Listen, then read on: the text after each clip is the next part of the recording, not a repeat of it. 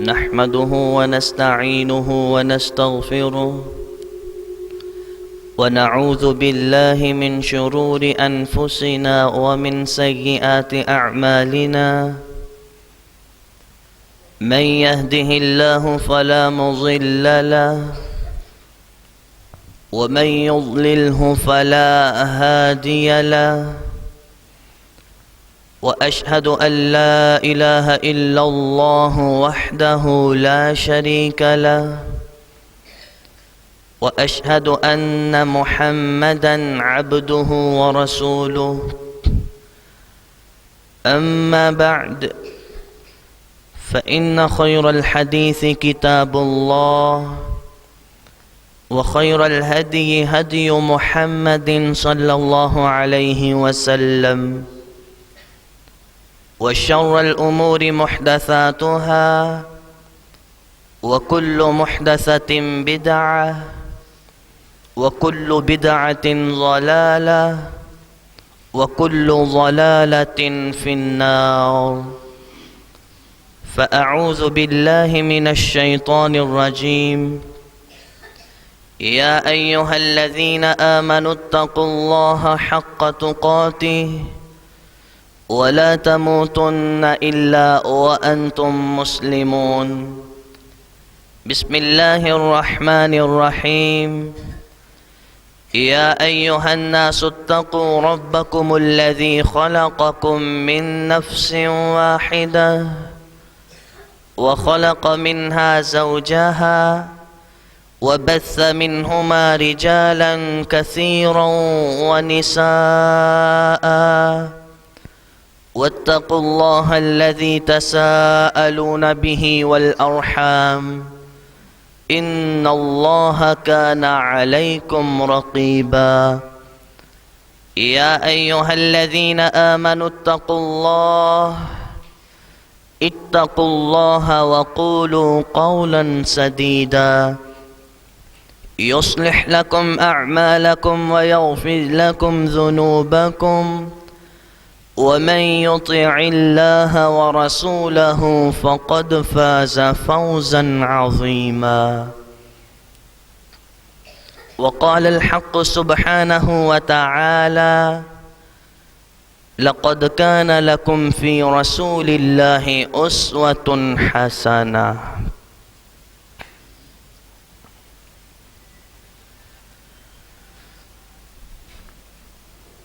لائق ست تکریم سامعین مکرم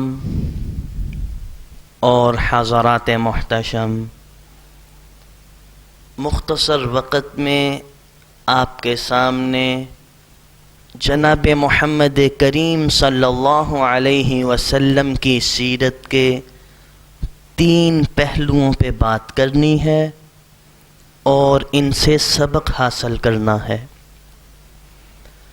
ویسے تو آپ صلی اللہ علیہ وسلم کی سیرت سے ہمیں بہت سے سبق ملتے ہیں، لیکن یہ 3 پہلو ایسے ہیں کہ جن کی اس وقت بہت زیادہ ضرورت ہے کہ ان کو پروموننٹ کیا جائے، ان پہ غور کیا جائے اور سیرت سے رہنمائی لیتے ہوئے ان 3 باتوں پہ عمل کیا جائے۔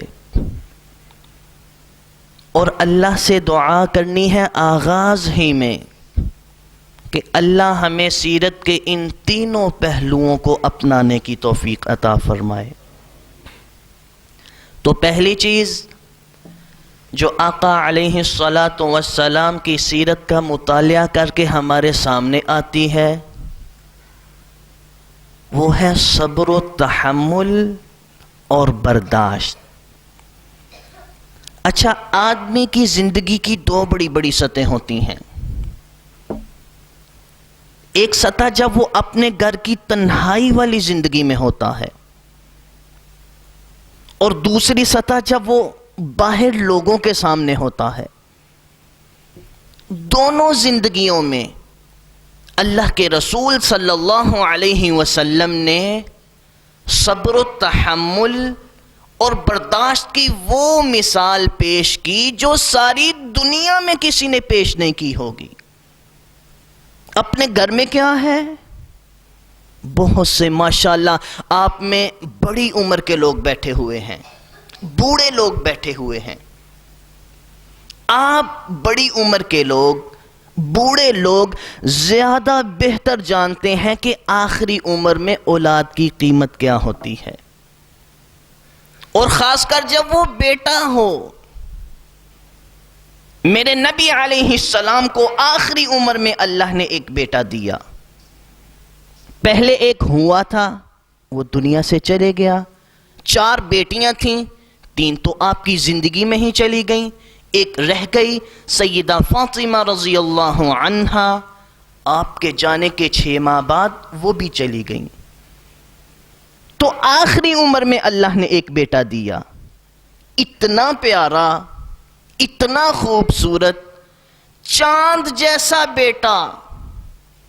اور معلوم نہیں کہ کیا کیا خواہشیں ہوں گی آپ کے سینے میں، اس لیے کہ آپ بھی انسان تھے، آپ کے اندر بھی محبت کے جذبات تھے، آپ بھی اولاد کے لیے اسی طرح ایک جذباتی کیفیت رکھتے تھے جیسے ہر انسان میں ہوتی ہے.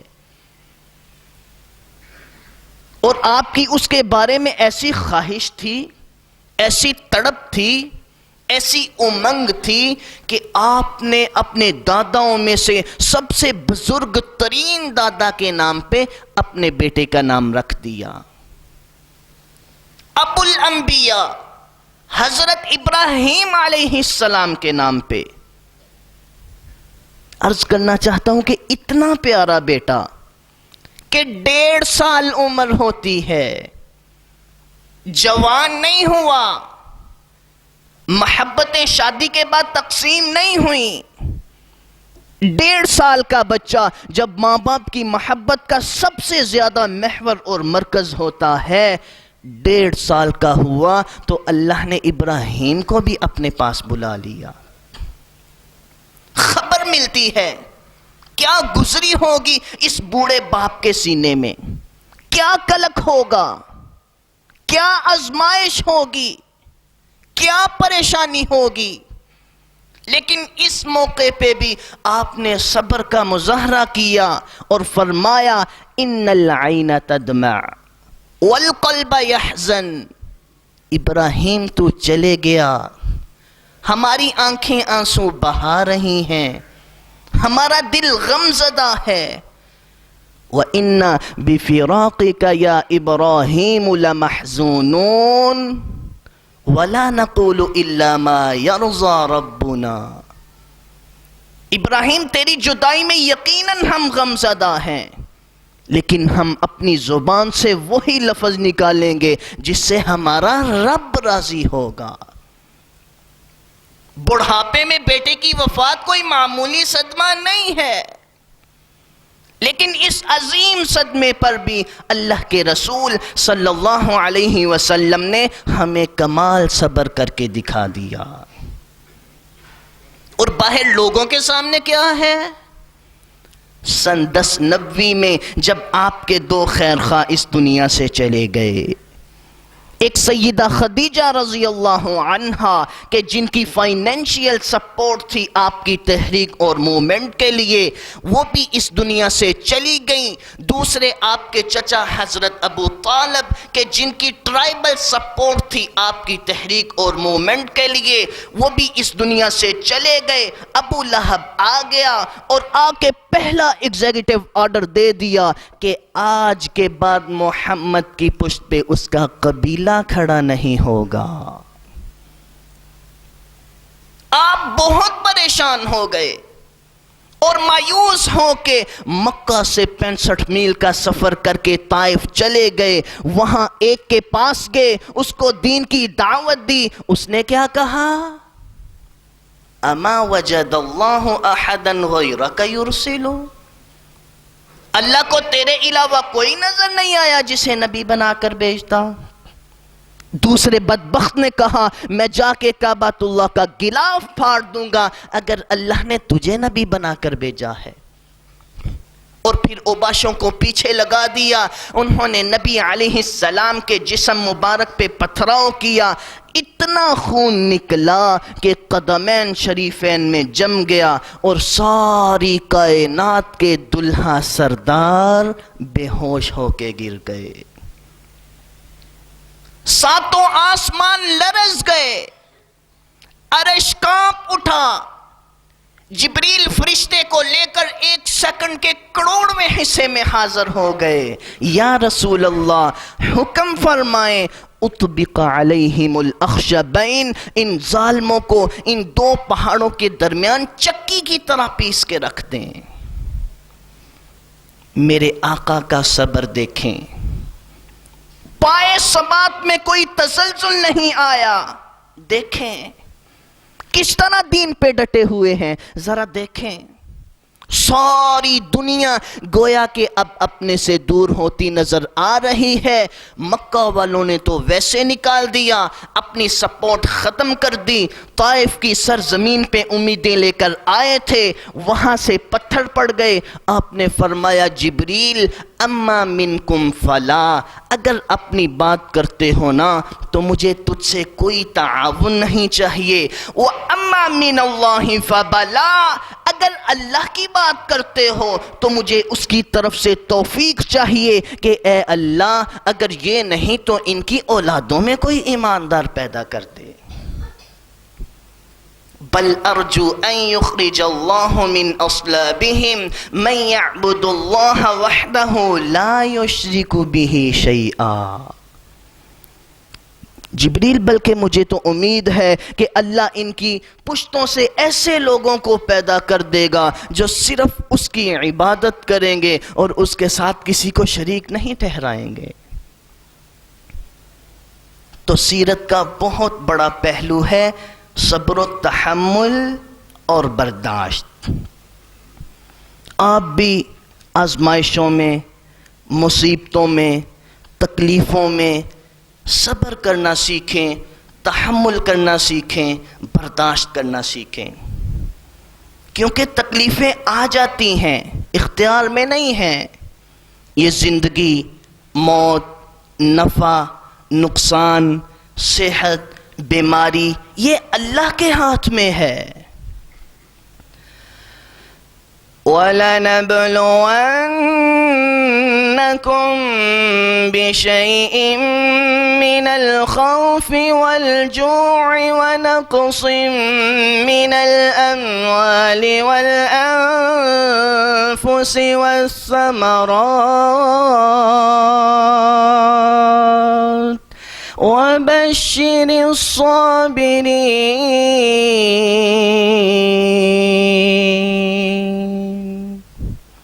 اللہ کہتے ہیں کہ ہم تمہیں ضرور کسی نہ کسی چیز سے آزماتے رہیں گے. کبھی خوف دے کے، کبھی بھوک دے کے، کبھی جانوں کے نقصان سے، کبھی پھلوں کے نقصان سے. اور جس نے ان آزمائشوں پہ صبر کیا اس کے لیے خوشخبری ہے. اس لیے آپ کی زندگی میں کیسے بھی حالات آ جائیں، اولاد کی نعمت سے اگر اللہ محروم کر دے، رزق میں کمی آ جائے، مصیبت آ جائے، آزمائش آ جائے، تو آپ نے وہاں بے صبر نہیں ہونا. فَإِنَّ مَعَ الْعُسْرِ يُسْرًا، إِنَّ مَعَ الْعُسْرِ يُسْرًا.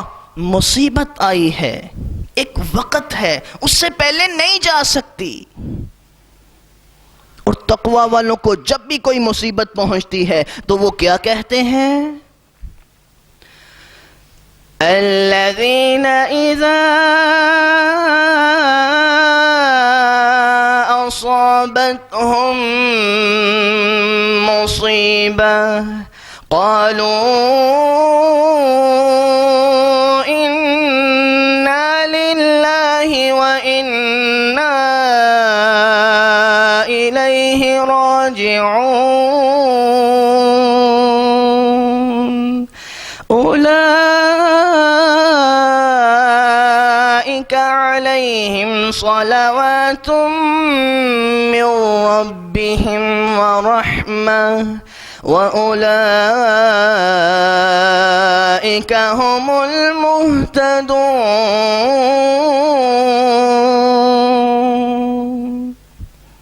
تقوی والوں کو جب بھی کوئی مصیبت پہنچتی ہے تو وہ کہتے ہیں کہ اللہ ہی کا تھا، اس نے دیا تھا، اس نے لے لیا۔ یہی لوگ ہیں ان پر اللہ کی طرف سے رحمتیں ہوتی ہیں، مہربانیاں ہوتی ہیں، اور یہی لوگ ہدایت یافتہ ہیں۔ تو آزمائشوں میں، مصیبتوں میں، تکلیفوں میں صبر کرنا سیکھیں، تحمل کرنا سیکھیں، برداشت کرنا سیکھیں۔ یہ رسول اللہ صلی اللہ علیہ وسلم کی سیرت کا پہلا سبق ہے۔ دوسری چیز جو آقا علیہ الصلاۃ کی سیرت کا مطالعہ کر کے ہمارے سامنے آتی ہے وہ ہے یقین۔ اور یقین کسے کہتے ہیں؟ کہ ہر چیز میں اللہ کی طرف نظر ہو، ہر معاملے میں اللہ کی طرف رجوع ہو، اور ہر حالت میں اللہ سے مدد کی طلب ہو۔ لیکن آج ہم سیرت کے اس گوشے سے یکسر دور ہو چکے ہیں۔ اللہ کے رسول صلی اللہ علیہ وسلم نے فرمایا کہ سود اللہ کی لعنت ہے، اور ہم نے قرآن میں یہ پڑھا ہے فَأْذَنُوا بِحَرْبٍ مِّنَ اللَّهِ وَرَسُولِهِ، یہ اللہ اور اس کے رسول کے خلاف اعلان جنگ ہے۔ يَمْحَقُ اللَّهُ الرِّبَا وَيُرْبِي الصَّدَقَاتِ، اللہ سود کو ختم کرتے ہیں، صدقات و خیرات کو، نیکی کو بڑھاتے ہیں۔ لیکن ہم یقین ہی نہیں کر رہے۔ ہمارا یقین ہے کہ سود پہ ادھار نہیں لیں گے، قرض نہیں لیں گے تو بزنس کیسے ترقی کرے گا؟ پھر اللہ کے رسول صلی اللہ علیہ وسلم نے فرمایا کہ یہود و نصارہ کی پیروی تمہاری ہلاکت ہے، بربادی ہے۔ لیکن ہمارے رہنما، ہمارے سیاستدان ہمیں سبق پڑھائیں گے۔ جہاں سے سبق شروع ہوگا وہ کیا ہے؟ امریکہ کیا کرتا ہے، برطانیہ کیا کرتا ہے، مغرب کیا کرتا ہے، یورپ کیا کرتا ہے۔ یقین نہیں آ رہا ہمیں قرآن و سنت کے ان بیانات کے اوپر۔ ایمان ہے الحمدللہ، میں بھی مومن ہوں، آپ بھی مومن ہیں، ہم سب اللہ اور اس کے رسول کے اوپر ایمان رکھتے ہیں۔ لیکن یقین ایمان سے اگلا درجہ ہے جو بدقسمتی سے ہمیں حاصل نہیں ہو رہا۔ اللہ کے رسول صلی اللہ علیہ وسلم کے یقین کا گراف کیسا تھا؟ تصور کیجئے کہ قصی بن کلاب، اس وقت کی پارلیمنٹ، اس وقت کا ایوان، اس وقت کی نیٹو فورس، اس وقت کی یونائٹڈ نیشن، اس وقت کی اقوام متحدہ، اس وقت کے قبائل متحدہ، کہ جہاں پہ سارے قریش کی قیادت اکٹھی ہوتی ہے، اور کس چیز پہ کنسنسس ہوتا ہے؟ محمد کو قتل کر دیا جائے، العیاذ باللہ۔ اور اس بات میں سب کا اتفاق ہو گیا کہ ٹھیک ہے، اور اس کام کے لیے مختلف قبیلوں کے چند اوباشوں اور بدماشوں کی ذمہ داریاں لگا دیں۔ اللہ کے رسول بیدار مغز تھے، آپ کو پتہ چل رہا تھا۔ ہجرت کے لیے ابو بکر رضی اللہ عنہ کو ساتھ لے کر نکلے، اور مکہ سے 4 کلومیٹر کے فاصلے پہ غار ثور ہے، وہاں جا کے آرام فرما ہو گئے۔ اب ان کی مختلف ٹولیاں آپ کو ڈھونڈنے کے لیے مختلف جگہوں کی طرف نکلیں۔ ایک ٹولی غار ثور کی طرف بھی آ جاتی ہے۔ اللہ کے رسول صلی اللہ علیہ وسلم نے ابو بکر رضی اللہ عنہ کی ٹانگ پہ اپنا سر مبارک رکھا ہوا تھا، آرام فرما رہے تھے۔ اب آپ میں سے جن لوگوں نے غار ثور دیکھی ہوئی ہے ان کو پتا ہے کہ وہ کوئی سرنگ نہیں ہے، تھوڑی سی جگہ ہے، بس یوں بیٹھ اور لیٹ جانے کے لیے۔ قدموں کی چاپ سنی، پھر جب دیکھا کہ بالکل غار ثور کے دھانے پہ دشمن موجود ہے اور ان کے ہاتھوں میں تلواریں چمک رہی ہیں اور غصے اور جذبات کی رو میں بہے ہوئے ہیں، تو ابو بکر رضی اللہ عنہ کے دل میں خوف پیدا ہو گیا۔ کہنے لگے اللہ کے رسول، دشمن تو سر پہ آ گیا، اب کیا بنے گا؟ یہ تو نیچے دیکھیں گے تو ہم موجود ہیں، ہمیں پالیں گے۔ یقین کی طاقت دیکھیں کہ کیا ہوتی ہے۔ نبی کو اس بات سے غرض نہیں ہوتی کہ دنیا مادی انداز میں کیا کیلکولیشنز کر رہی ہے، کتنے وسائل ہیں یا نہیں ہیں، صبح ہے یا شام ہے، دن ہے یا رات ہے۔ نبی کا یقین اس بات پہ ہوتا ہے کہ اللہ کا حکم کیا ہے، قرآن کیا کہہ رہا ہے، مجھے پیشن گوئی کیا دی گئی ہے۔ آپ نے فرمایا ما ظنک یا ابا بکر باثنین اللہ ثالثہما، ابو بکر بعد میں غمزدہ ہونا، پہلے مجھے یہ بتاؤ کہ ان دو لوگوں کا کیا حال ہوتا ہے جن کے ساتھ تیسرا اللہ موجود ہوتا ہے۔ إِلَّا تَنصُرُوهُ فَقَدْ نَصَرَهُ اللَّهُ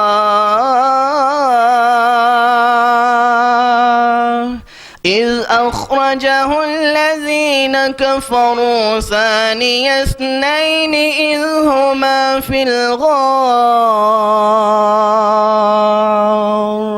إِذْ يَقُولُ لِصَاحِبِهِ لَا تَحْزَنْ إِنَّ اللَّهَ مَعَنَا۔ ابو بکر غم کرنے کی ضرورت نہیں، اللہ ہمارے ساتھ ہے۔ یہ یقین کی کون سی آخری کیفیت ہے؟ صحیح بخاری کی حدیث ہے، جابر رضی اللہ عنہ کہتے ہیں کہ نجد کی جانب ایک دفعہ ہم اللہ کے رسول صلی اللہ علیہ وسلم کے ساتھ ایک غزوے کے لیے جا رہے تھے، تو راستے میں ہم نے ایک جگہ پڑاؤ کیا، تو صحابہ آرام کرنے کے لیے مختلف جگہوں کی طرف بکھر گئے، کوئی جھاڑیوں کی اوڑ میں سو رہے تھے، کوئی درختوں کے سائے میں سو رہے تھے، اللہ کے رسول صلی اللہ علیہ وسلم بھی سو رہے تھے، تلوار لٹکائی ہوئی تھی کہ اچانک کہیں سے غورث بن حارث آ گیا اور آپ کی لٹکی ہوئی تلوار کو تھام لیا، تلوار بے نیام کر کے قتل کا پورا عزم کر کے کہنے لگا من یمنعک منی یا محمد، اے محمد آپ کو مجھ سے کون بچائے گا؟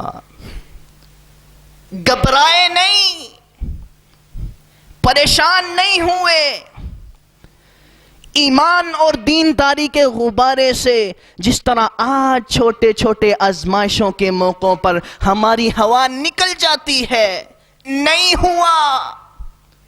آپ نے پورے یقین کے ساتھ کہا یمنعنی اللہ منک، تجھے کیا پتا ہے کہ میرا اللہ مجھے تجھ سے بچائے گا۔ اس کے ہاتھوں میں کپ کپی تاری ہوئی، وہ اللہ کے رسول کے یقین کی طاقت کو دیکھ کے اپنا عزم کھو بیٹھا اور آپ پہ ایمان لانے کے لیے تیار ہو گیا۔ تو سیرت کا دوسرا بڑا پہلو ہے یقین۔ تو آپ بھی یقین پیدا کر لیجئے کہ اللہ نے جو حکم دے دیا، اللہ کے رسول صلی اللہ علیہ وسلم نے جو حکم دے دیا وہی سچائی ہے۔ دن کی روشنی دھوکہ دے سکتی ہے، ہماری آنکھیں غلط ہو سکتی ہیں، ہمارا مشاہدہ جھوٹا ہو سکتا ہے، لیکن اللہ کا حکم، اللہ کے رسول صلی اللہ علیہ وسلم کا حکم یہ کبھی دھوکہ نہیں دے سکتا۔ غلط اور جھوٹا نہیں ہو سکتا۔ اور یاد رکھیں کہ یقین کر لینا اتنا بڑا وصف ہے کہ یہ لیڈرشپ میکر ہے، لیڈرشپ میکر۔ اللہ قرآن میں فرماتے ہیں وَجَعَلْنَا مِنْهُمْ أَئِمَّةً يَهْدُونَ بِأَمْرِنَا لَمَّا صَبَرُوا وَكَانُوا بِآيَاتِنَا يُوقِنُونَ۔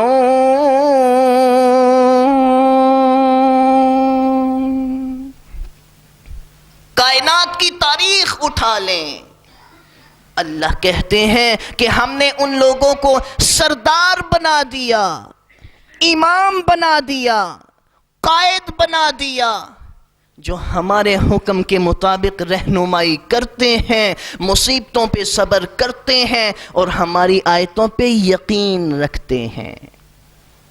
تو یقین پیدا کر لیجئے، یہ رسول اللہ صلی اللہ علیہ وسلم کی سیرت کا دوسرا سبق ہے۔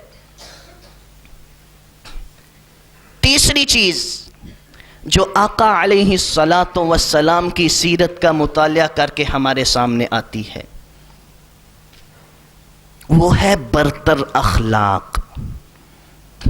اخلاق پہ بہت سی باتیں ہوتی ہیں، میں وہی رسمی بات نہیں کرنا چاہتا، میں صرف ایک بات اصولی کرنا چاہتا ہوں کہ اخلاق کی دو سطحیں ہوتی ہیں، ایک معمولی سطح ہے اور ایک اعلیٰ سطح ہے۔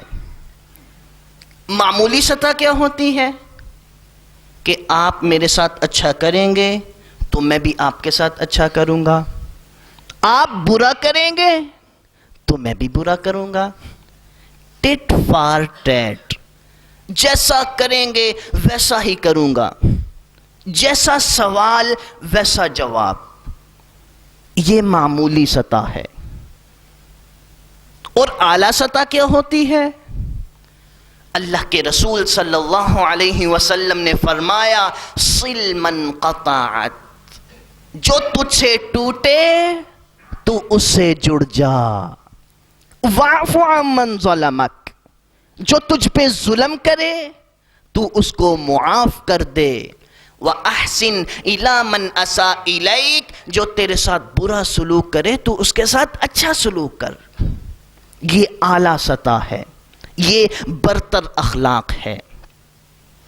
اللہ کے رسول صلی اللہ علیہ وسلم کی سیرت کا بہت بڑا پہلو یہ ہے کہ آپ کا اخلاق جوابی نہیں ہوتا تھا، اگرچہ معاملہ ظالم کے ساتھ ہو، معاملہ اپنے حریف کے ساتھ ہو، معاملہ اپنے کمپیٹیٹر کے ساتھ ہو، معاملہ اپنے خلاف مد مقابل کے ساتھ ہو یا معاملہ اپنوں کے ساتھ ہو، آپ کا اخلاق اور برتاؤ سب کے ساتھ ایک جیسا ہوتا تھا۔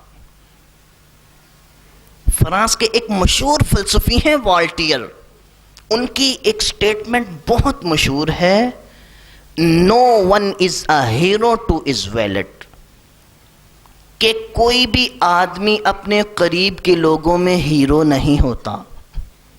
کیوں نہیں ہوتا؟ قریب کے لوگ جانتے ہیں اس کی خوبیوں کو بھی اور خامیوں کو بھی، ان کو پتہ ہوتا ہے کہ یہ غلطی کہاں کہاں کرتا ہے۔ دور سے جو آدمی تاثر لیتا ہے کسی شخص کا، وہ قریبی آدمی نہیں لیتا۔ لیکن دنیا کے سارے فلاسفرز کا، دنیا کے سارے نفسیات کے ماہرین کا، دنیا کے سارے عقلاء اور دانشوروں کا اس بات پہ اتفاق ہے کہ یہ اصول جناب محمد کریم صلی اللہ علیہ وسلم پہ ٹوٹ گیا۔ جو جتنا آپ کے قریب ہوا وہ اتنا ہی آپ کی محبت میں گرفتار ہوتا چلا گیا۔ ایک مثال بس آپ اس کی لے لیجئے، زید بن حارثہ، ان کا ذکر ہم سنتے ہیں نا، اللہ کے رسول کے غلام، اللہ کے رسول کے خادم۔ یہ خاندانی غلام نہیں تھے، باپ دادا سے غلامی نہیں چل رہی تھی، یہ اچھے بلے گھر کے ایک بچے تھے، 8 سال کی عمر میں اپنی ماں کے ساتھ ننیال جا رہے تھے نانی نانا سے ملنے کے لیے۔ قبیلہ بنو معن سے ان کی ماں کا تعلق تھا۔ جیسے کہ آپ جانتے ہیں زمانہ جاہلیت میں راستے پر امن نہیں تھے، تو قبیلہ بنو جسر کے کچھ لوگوں نے ان پر حملہ کر دیا، ان کا مال بھی لوٹ لیا اور اس 8 سال کے بچے کو بھی چوری کیا اور عکاظ کے میلے میں جا کے بیچ دیا۔ وہاں اس 8 سال کے بچے کو خریدا حکیم بن حزام نے، جو حضرت خدیجہ رضی اللہ عنہا کے بھتیجے تھے۔ انہوں نے خریدا اور لا کے مکہ میں اپنی پھوپھی حضرت خدیجہ رضی اللہ عنہا کو دے دیا، غلام بن گئے۔ بعد میں جب حضرت خدیجہ رضی اللہ عنہا کی شادی اللہ کے رسول صلی اللہ علیہ وسلم سے ہوئی تو اس وقت زید کی عمر صرف 15 سال تھی۔ آپ ذرا یہ بات نوٹ کیجئے، 15 سال۔ تو حضرت خدیجہ نے یہ بچہ جو ان کے پاس تھا اپنے خاوند کو گفٹ کر دیا کہ یہ آپ رکھیں، آپ کی خدمت کرے گا، آپ کے لیے مختص ہے۔ آپ نے کہا ٹھیک ہے جی۔ اسی طرح جب ان کے باپ کو پتا چلا کہ ہمارا بیٹا تو محمد نامی شخص کے پاس ہے، باپ اور بھائی دونوں سفر کر کے اللہ کے رسول صلی اللہ علیہ وسلم کے پاس پہنچے اور کہنے لگے جناب آپ نے ہمارا بیٹا قابو کیا ہوا ہے۔ آپ نے فرمایا یہ تو یوں میری بیوی نے مجھے گفٹ کیا ہے اور ان کو میلے سے خرید کر لا کر دیا گیا ہے، تو اگر آپ کا بیٹا ہے تو آپ لے جائیں، وہ آپ کا ہی بیٹا ہے، مجھے اس کے رکھنے میں کوئی دلچسپی نہیں ہوگی اگر وہ جانا چاہتا ہے۔ آپ نے زید کو بلایا، پوچھا یہ کون ہے؟ کہا جی یہ میرے باپ ہیں۔ اور یہ کون ہے؟ کہا جی یہ میرے چچا ہیں۔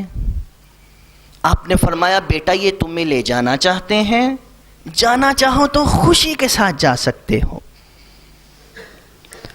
اب 15 سال کا بچہ، آپ مجھے بتائیں کہ کتنے انالیسس کرنے کی طاقت رکھتا ہے، کون سے سغرے کبرے ملانے جانتا ہے، کون سی حقیقتوں کو سمجھنے کا اہل ہوتا ہے۔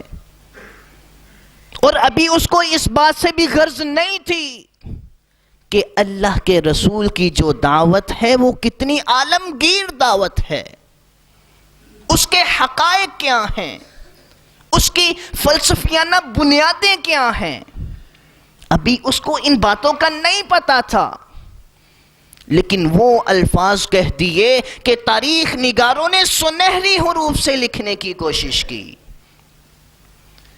زید کہتے ہیں اے اللہ کے رسول، زید مر سکتا ہے، ختم ہو سکتا ہے، مٹی میں مٹی ہو سکتا ہے، لیکن آپ کی رفاقت کو چھوڑ کر کہیں دور نہیں جا سکتا۔ باپ چیختا رہ گیا۔ اس نے کہا او غلامی کو پسند کر رہے ہو؟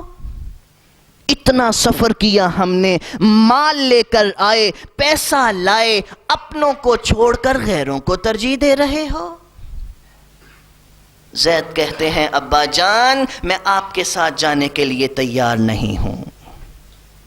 تو یہ آپ کا اخلاق تھا، یہ آپ کا برتاؤ تھا، یہ آپ کی محبت تھی، یہ آپ کی شفقت تھی، یہ آپ کی اپنائیت تھی، جس کی وجہ سے زید نے اپنے گھر والوں کے ساتھ جانے سے انکار کر دیا۔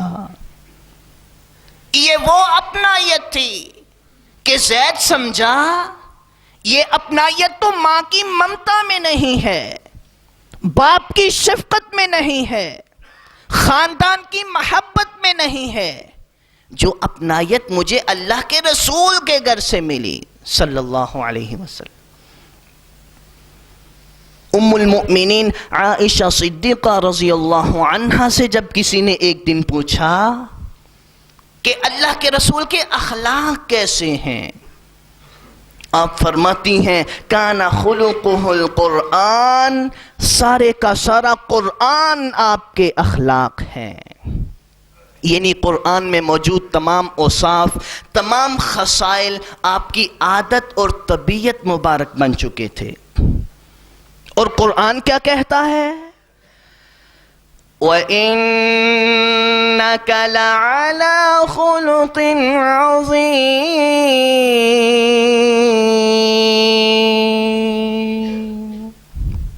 پیارے پیغمبر آپ اخلاق کے عظیم مرتبے پر فائز ہیں۔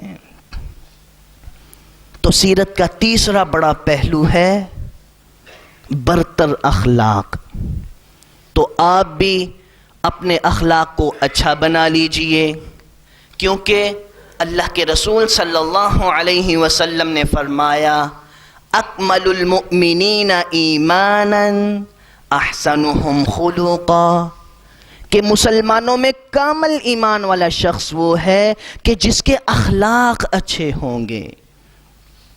اور صحیح بخاری کی حدیث ہے، اللہ کے رسول صلی اللہ علیہ وسلم نے فرمایا ان من احبکم الی احسنکم اخلاقا، کہ میرے نزدیک تم میں محبوب ترین شخص وہ ہے کہ جس کے اخلاق اچھے ہوں گے۔ اور صحیح مسلم کی حدیث ہے، اللہ کے رسول صلی اللہ علیہ وسلم نے فرمایا ان من خیارکم احسنکم اخلاقا، کہ تم میں سب سے بہترین شخص وہ ہے کہ جس کے اخلاق اچھے ہوں گے۔ اور سلسلہ صحیحہ کی حدیث ہے، اللہ کے رسول صلی اللہ علیہ وسلم نے فرمایا ان اقربکم منی منزلا یوم القیامت احاسنکم اخلاقا فی الدنیا، کہ قیامت والے دن میرے نزدیک تم میں سے وہ شخص ہوگا کہ جس کے دنیا میں اخلاق اچھے ہوں گے۔ اس لیے اپنے بڑوں کے ساتھ، اپنے چھوٹوں کے ساتھ، اپنے رشتہ داروں کے ساتھ، اپنے ہمسایوں کے ساتھ، اپنے دوست احباب کے ساتھ، اپنے حریفوں کے ساتھ، اپنے کمپیٹیٹر کے ساتھ، اپنے مد مقابل کے ساتھ اچھے اخلاق سے پیش آئیں۔ اخلاق اصولی ہو، جوابی اخلاق نہ ہو۔ یہ رسول اللہ صلی اللہ علیہ وسلم کی سیرت کا تیسرا سبق ہے۔ تو گزارشات کا خلاصہ یہ ہوا کہ اللہ کے رسول صلی اللہ علیہ وسلم کی سیرت ہمارے لیے بہترین نمونہ ہے۔ تو آپ کے سامنے میں نے اللہ کے رسول صلی اللہ علیہ وسلم کی سیرت کے 3 پہلو بیان کیے کہ آپ نے مصیبتوں پہ صبر کیسے کیا، آپ کے یقین کا گراف کیسا تھا، آپ کے اخلاق کیسے تھے۔ اللہ سے دعا ہے کہ اللہ ہمیں سیرت کے ان تینوں پہلوؤں کو اپنانے کی توفیق عطا فرمائے۔ وما توفیقنا الا باللہ۔